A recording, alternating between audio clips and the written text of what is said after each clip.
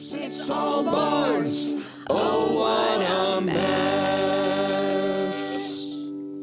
Welcome to the Barbecue, where the cast and creators of Oops All Bards grill each other about the most recent episode. I am your host and game manager. Wow. You can be that too. I mean, I like game manager better than master. Game master. I am your host and GM, Jillian Ashley Blair Ivy, but if you call me anything other than Jill, I will assume that you are a freshman Spanish teacher substitute who doesn't know the roster. With me are the Bards. Bards, please introduce yourselves. Hi, I'm Tageson Hadas as Cretaceous Thunderthigh. Hi, I'm Ann Coleman, and I play Clarice Sauercloud. Ashley Banks, I play Belle Cernamiel. Hi, I'm Ross Curry. I play Andra Carroll-Holt. Hi, I'm Bob Killian. I play Keylonian Stumps. Bards. Well, actually, with us, we have our producer, Nate Runkle, who is smirking because I know he's planning on participating in this conversation, which makes me very happy. I got notes. Bards, welcome to the end of season 1. You finished your first campaign, so Level up. Now the rest of the BBQ is just going to be us leveling up. leveling up, choosing your new spells. It'll be very exciting for our audience. Yeah. How do you all feel? Wow. Wow. The Bards are silent. I mean, it was fun. I had a good time. I'm kind of sad that we're done, but yeah. Yeah, I feel like at the end of any, whether it's campaign, one shot, or like you start replaying all of the entire thing in your head, like, oh, I could have done this better or that differently, or like handled this encounter a different way. But on the whole, I'm really satisfied with how that turned out. You all did the thing that happens in D&D or any TTRPG, which is really surprising your DM several times in this last encounter, your big bad encounter. So let's start with in the previous episode we met Vesrin, who you all got very horny for, and then in this episode you found out that Vesrin was the big bad. How did you all feel with that reveal? I mean, I feel like it tracks. I just feel like it tracks. He was competent. He was hot. Of course he had to be evil. Yeah, I don't think any of us were terribly shocked by the reveal. I would have been really shocked if it was the first guy. Yeah. Oh, the stand-up comic? Yeah. I was surprised by him being Malvo's son and Lucinda's son. That part did throw me. I just thought it was someone who was like was trading on the intimidation that Malvo's name still carries and trying to become the next. I did not put this was Malvo's kid thing together. You should have been paying more attention to Raylan Dawnshout when she asked you about Lucinda and Malvo's love child. Well, It was Bat Boy. It was come on. I'm Bat Boy. I thought it was really awesome that Raylan was right the whole time. That like maybe she's right about a bunch of other tabloid things that we should explore in the future. or maybe she's not. What is this world's equivalent of Area 51? It's funny. I often don't play Keylonian well in this way, which is that his insight is very high and his wisdom is very high, so it seems like something he would maybe be like suspicious of. But I often play Keylonian like just happy with everything and what's going on. You know, You didn't ask to roll for anything, so I just let you. I let you. I was going to say I let you roll with it, but I let you go with it without rolling. Not roll with it, Yes. The final Bard BQ continues after a word from our sponsors. So Vesrin reveals himself and then makes the interesting decision as a ranged fighter to put you all into this very kind of cramped quarters, because he thinks that if he just expositioned himself over you, he's going to be able to win you all onto his side. And you all really threw me for a loop, because you seem to think that the exposition dump was hilarious. I mean, it was. It objectively was. And there was enough build up with the arrow thing and the whole thing. I mean, it was impossible. There was too much pent up humor waiting to come out. And yet, did any of us have or use vicious mockery during No. that? Need Like, to. No. It was just plain I was vicious. looking, but I didn't have it. I think Clarice may have at some point, but I don't think that was in this episode. I thought what was going to happen was that, me, Bob, I did suspect something with him, but not in this way. Like, I thought what was going to happen was we were going to do the show and he was going to try to assassinate Gideon. Yeah. Like, that he was going to, because he had this whole thing where he's like firing the arrows around. I thought that's what the buildup was going to be, that there was going to be an assassination attempt. Yeah. So, let's actually talk about the way that this whole campaign was mapped out originally and the way that it played out, because we had a couple of limiting factors in our recording schedule. The biggest one being that at the time that we're recording this, Ross and I are about 2 months away from welcoming our first child. By the time everybody listens to this, The kid will be 6 years old. yes, by the time everybody listens to this, the kid is going to be a couple of months old, God willing. But we knew that come March of 2024, recording was going to be complicated. And we also knew that Anne, in her lay life, is a teacher and is working on a big production at her school and was not going to be available to us for most of January and February. So we're recording this in early mid-January of 2024. It will, in fact, be a talent show with a really bad comedian. I will have you know that when we do our showcase, not called a talent show, Sorry. our students are awesome, and you should all be very jealous.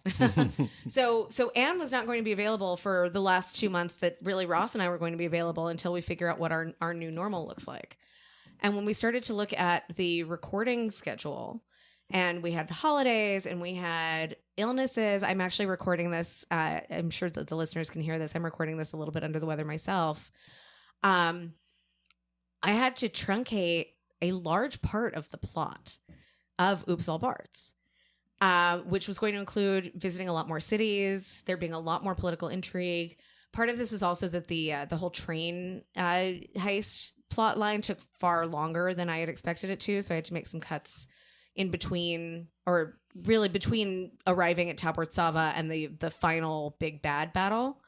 But yeah, I mean, originally I did plan on there being an actual assassination attempt on Gideon at the talent show.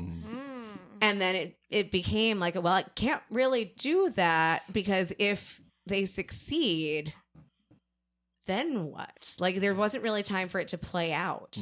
So I had to think about, like, what else can we do here? And we had this, the echo shards that exist in this world. And that was kind of a good way of just, like, setting up the mayhem without actually endangering anybody. I mean, like, Gideon took some damage from the Mind Sliver spell, but he was not ever in, like, mortal peril there.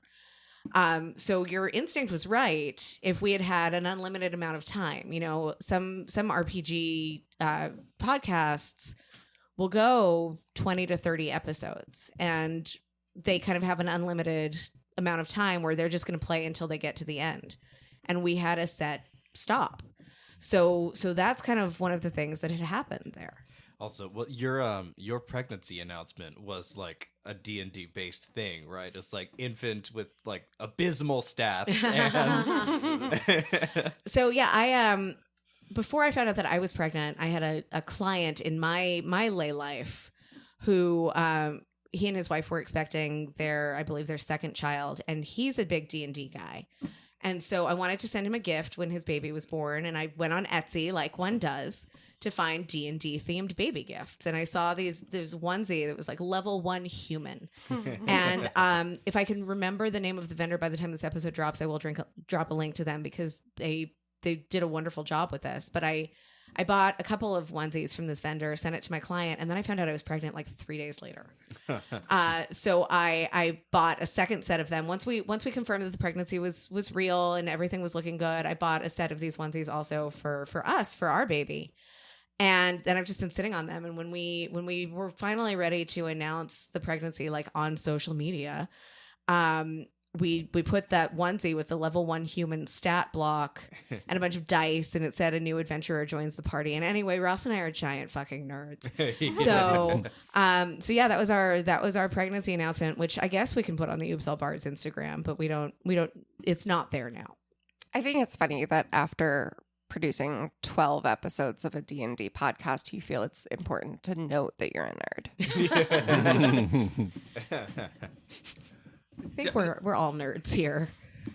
Not me. I do think the point is really interesting or worth talking about, though. And again, this gets to the difference between when you are playing D&D to record, to put out to the world, versus when you're just sitting around with your friends at the table and no one is, we've talked about, how plot threads can be dropped, and if they're never picked up, it doesn't really matter.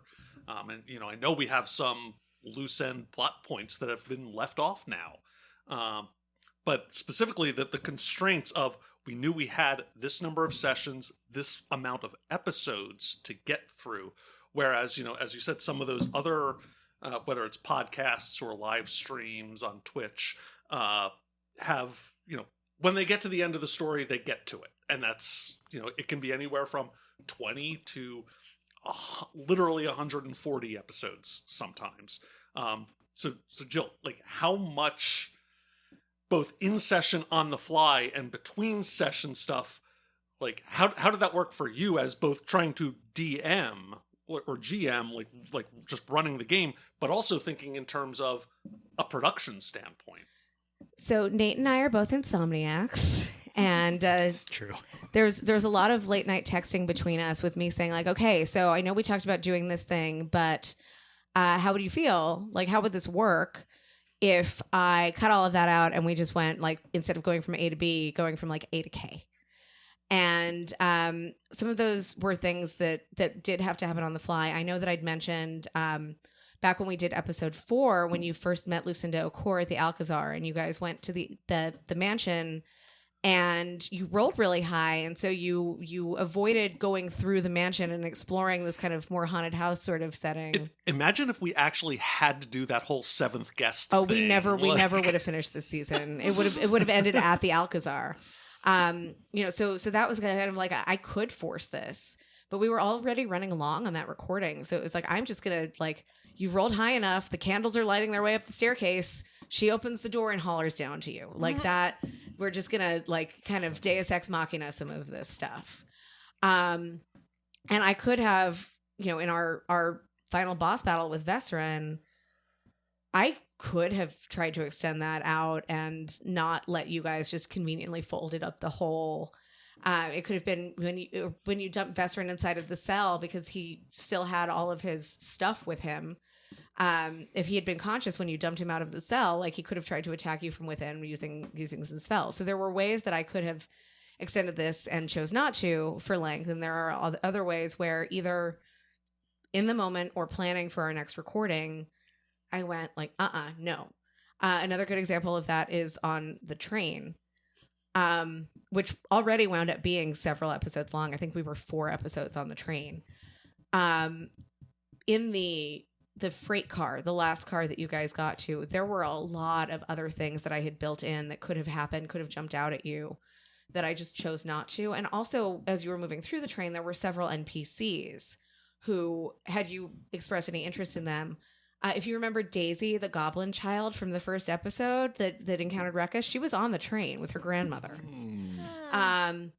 So there were a lot of things, and I will say, for the benefit of our listeners, there's a lot of stuff that got recorded that you're not catching, that we've decided to cut, either because of length or because there's stuff that we had just decided, like, actually, like, we're all having a whole conversation about this and it doesn't need to go into the episode.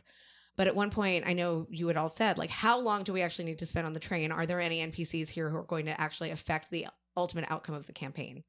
And I looked back at my notes and I said, no, like, there are several things that can happen here with these NPCs, but we can just move on past them too. And that's what we ultimately did. And so that was another place where I kind of made the decision, like, this is something that we can cut for the amount of time that we have.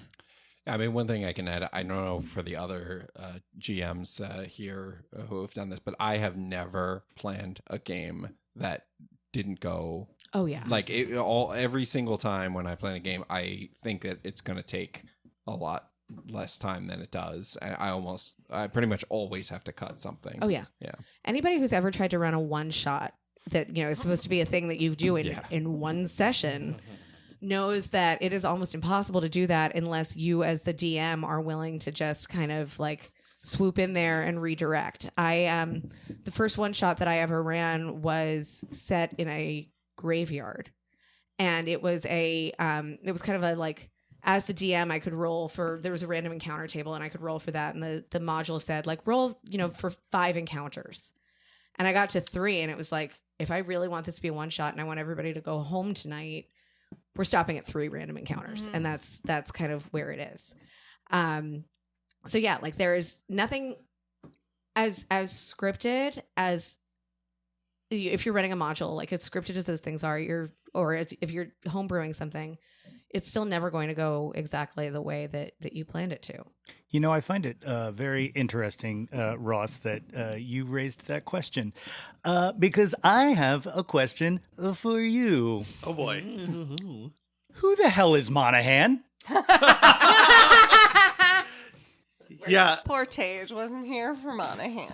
Yeah, I know what this is. That's okay. Most of the people at the table don't know either. Yeah. Yeah, so Tage clearly has not listened to the first couple episodes because that moment did come in. It's also, but it happens. might It's also there just and gone pass- so yeah. quickly that it Yeah. may not have made an impression. Yeah.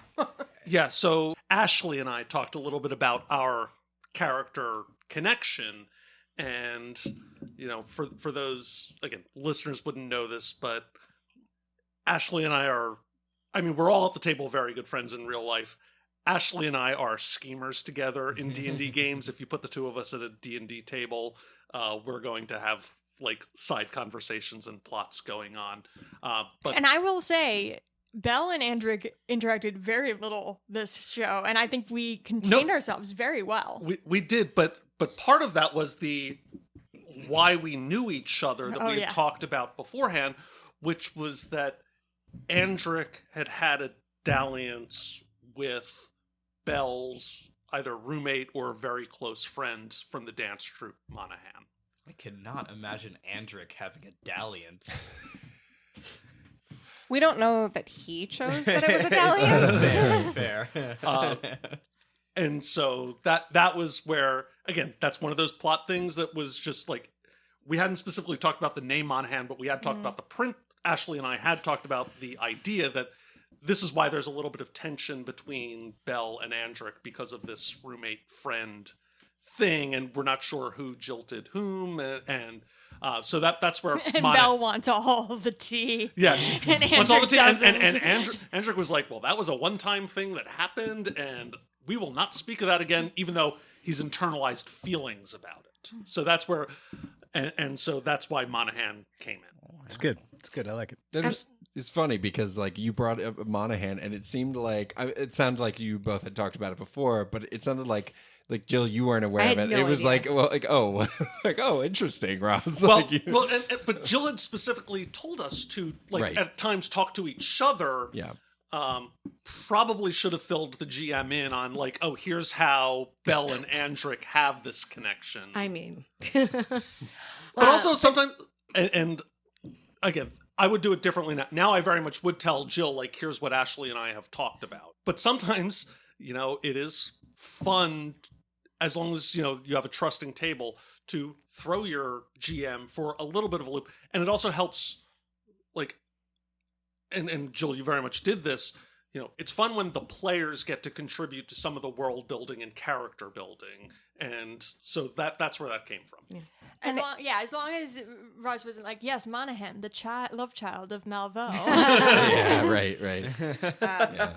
Or it would have been funny if there was like something where you had planned like all the rest of the dancers are secretly like Malvo, like loyalists, and then I had toyed with the idea of actually making Monahan the bad guy just to like come back and bite you in the ass. I would have rolled with that. Yeah. I'd also when Tage Lovers to enemies? Yeah. When Tage joined the party, we talked briefly about like whether we wanted Tage to come in as Monahan. Oh, that would have been great. And then like we ultimately decided like Ross as a in real life as a cis het guy did not necessarily feel comfortable like playing out the queer romance here. Which is totally reasonable and fair. And similarly, I had a character that I kind of wanted to go with, but in another world, it would have been beautiful. Yeah. Well, and tragic. This is inviting me to think about the things that we may have prepped that never needed to come into play. So, among other things, I have dutifully recorded everyone's coffee order, just in case there was ever a situation where I needed to do that. Oh yeah, Belle never took the drugs that you stole from. Yeah. I've got all kinds of things in my traveling pack that were specifically to help provision for people. There's a bunch of things in terms of just Clarice's character creation that never really became salient. Like her whole, we'll go just briefly into this. For anybody who is in the United States and is a political junkie for like 1992 campaign history. So niche. One audience member is like, "Oh, I know this stuff. Let's go." This is my moment. Yeah, Clarice's parents literally are named Jim Busborough, as in James Carville Busborough, right? And her mother, MJ, like it's literally all based on the Mary Madeline and James Carville marriage that was a feature of the 92 presidential election in the United States. And we went into all kinds of political things. I have sort of a political doctrine for each of the three parties. I mean, there's a lot of stuff that did not end up needing to be used. Yes. And that's always something that like, even if it doesn't come out, might influence the flavor of what is happening. So it's nice to have those things. The cookout concludes when the final Bard BQ wraps up. After this, there's a lot of stuff that goes in when you're building a D&D character that like goes into your backstory that doesn't necessarily come out during the course of the game, but it will like add flavor to the way that you play your character. So I think that, you know, those things that didn't necessarily come out for our audience are still valid and still influence the way that you chose to play your part. I don't doubt it. I just, as we came into this, you basically had said political intrigue, and like that's what we knew. So it's funny to reflect that I went into party politics structures and policy. Tage. I had to say it. Our podcat has fully on just the hopped table. up on the table. So I would love to know how the end of the campaign and the reveals reconciled with what you were all thinking from the beginning, or if you had any questions for me about like any of the things that happened that led to the finale. I thought maybe one of the high up political figures, maybe one of the triarchy, was like involved. I wasn't sure if maybe that was going to come. It could still be. It could still be. Yeah, we don't know. Right. So I will not answer that one way or the other. Yeah. But yeah, nothing ever came out that would indicate that was the case. Right. I'll say that. I mean, we all talked about it after it happened, but the reveal where we all went, "Oh, of course, the voice, like the accent, like it was like one of those moments of just like, why didn't we see it coming?" Like, yeah. So originally, I was not planning on giving Vesserin that same voice. It was when everybody started to react to Vesserin in the way that you did, which was everybody getting really horny for this guy, that I was like, well, maybe I should give him, because originally, like, you know, we had the description from Raylan at the beginning of like Bat Boy, and when I described him, it's like he had very close cropped hair, which is unusual for an elf, and it made his ears look very pronounced, and he had very sharp features, and so I was kind of envisioning like the Weekly World News Bat Boy. And that was not the impression that you all had. So I'd originally planned on him being, having like a much higher, more annoying, kind of nerdy type voice. I was like, oh, everybody thinks he's sexy. I'm going to make him a sexy cowboy instead. You gave him tattoos. You said that he was like lithe but fit. And then you made him so competent. Yeah. Like, come on, when you're doing acrobatic archery with like a we've all tattoo seen that guy on TikTok. like, come on. That whole decision, even in the moment, to find him attractive, I think was also just funny for us because so many of us either were consciously playing against Bard archetypes or haven't played a Bard before, and so just weren't leaning into any of the lasciviousness. So it was really quite funny to have that come out. Yeah. Any other theories about anything that was happening that were proven or disproven that you had? I guess we never. I mean, the one loose thread, and I forget if I already said this during recording or if it was before we started recording this barbecue. I, Ross, not so much Andric, but I, Ross, am obsessed with trying to figure out who within that dome was creating the dome. There are moles in there, and I am like the mystery solver in me is down. I thought for it that. was from outside the dome. Yeah, I will. Oh. The dome operated as a Faraday cage. There could not be magic being cast from inside the dome. But if so there there were had to be moles people in there, outside. they could have sort of dug their way out. All right, so cut that name. So, No, it stays. No, I no, but it's a valid thing. Like if you were thinking about it, so I will tell you now how the dome worked. So the dome was being cast by multiple mages. It was a homebrewed spell. The mages were all standing along the top edge of the stadium, casting down toward you. They were wearing invisibility cloaks, and there were like several mages basically lined up so that as somebody's concentration started to falter, another mage stepped in right away and recast the spell. So it was being like actively cast by, I think, a group of 15 mages that were all up there invisible. And early on, I think Belle had tried to roll to figure out like where the magic was coming from, and nobody else tried. And so nobody figured out that that's what was happening. So basically at the end where Lucinda fucks off with her supporters and leaves her son to rot in jail, there's an alarm that sounds and the spell is lifted. And that's all of the mages that are casting the energy dome getting the hell out of Dodge because they know that their side has, at least for now, lost. so there were mages sitting up at the top of the stadium for like almost 3 days. But that also checks trading out in terms of like, we are bards. Like, we were not looking for a fight, and we wouldn't have won if we had tried to fight. Like, of course we didn't investigate. There are other people who could do that. Well, Clearly there weren't. There's a reason they turned to us. Yeah. Any other surprises? Any theories? Any questions about what's coming in season 2? I mean, I don't want to give my theory because as a player you don't want to give the DM the ammunition to use against you. That's The season is over. So. Right, No, the world but is very not. much like because Anne had brought up like I think it was you who brought up like whether one of the Triarchs is in on this. It was Bob. Oh, Bob, I'm very sorry, Bob. So like Bob brought up is one of the Triarchs in on this, and I do have a theory that one of them is, and I have a theory as to which one. Okay. Well, you only have really met one of them, so I'm So And- the Gonna theory is assume it's following that her. yes. I mean, you've been pretty thoroughly disabused of that notion with her, but there are two others. There are 2 others. Yeah. Was there anything you can tease us with season 2? Yeah. So season 2, which we've not yet started planning the process as of this recording, but I hope that by the time this episode airs, we will have a better idea of the timeline for season 2.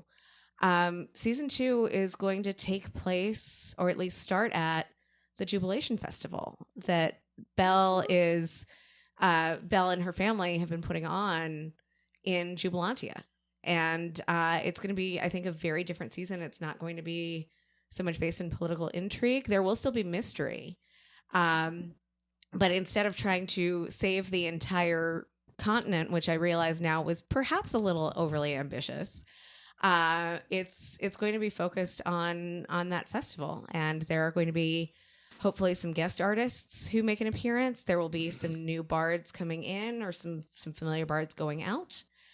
And that's all I can share with you right now. What is the restroom and how much does water cost at Fantasy Coachella? There are lots of restrooms, magic porta potties, and water is free because water is life. This sounds so much better than actual Coachella. And we can't even put it in the same category as Firefest. So. Anything else before we wrap season 1? I love you guys. Good job, Yeah, everybody. I just want to Thank say, you. from the guy who sat behind the mixer and has listened to all of your voices for probably more than I've heard some other human beings that are in my day to day. Like the one that you live with? No, I've definitely heard her voice more than anybody.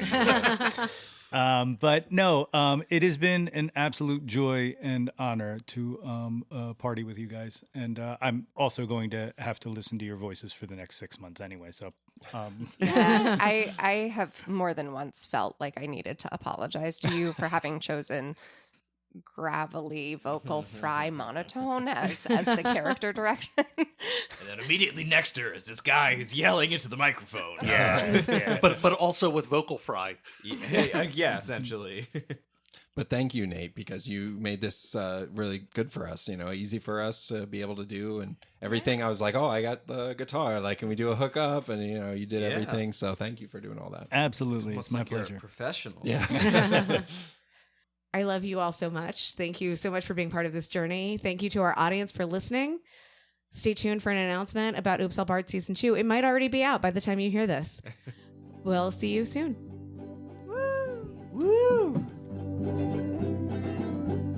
Oops All Bards is created, GM'd, and directed by Jillian Ashley Blair Ivy. This episode was produced, edited, and sound designed by Nate Runkle. Oops All Bards stars Ashley Banks as Belle Sternamiel, Ann Coleman as Clarice Sauercloud, Ross Curry as Andra Carohold, Tage Sinha Das as Cretaceous Thunderthigh, and Bob Killian as Colonian Stumps.